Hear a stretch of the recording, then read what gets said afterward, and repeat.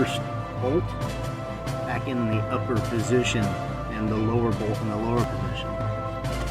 They are different length, and one of them has an unthreaded shank, being the bottom one down here is longer and has an unthreaded portion. So if I try and put that in the top, it's going to bottom out and not get fully tight. Okay, so installing the shelf, had to cut away from the video, but we're back now. Got all 4 screws or bolts installed into the hinges, or the hinge bolts installed into the actual brackets.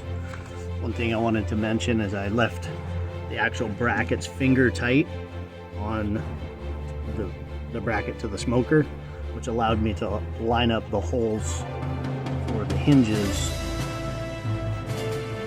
much easier than it would be if you had already snugged them all the way tight. We'll do the final tighten here of these guys.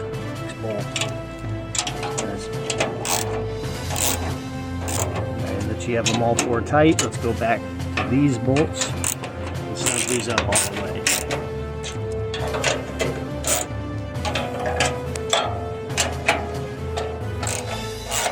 Alright, that should do it. Let's check the function. Let's press this side and that side. And there we have it.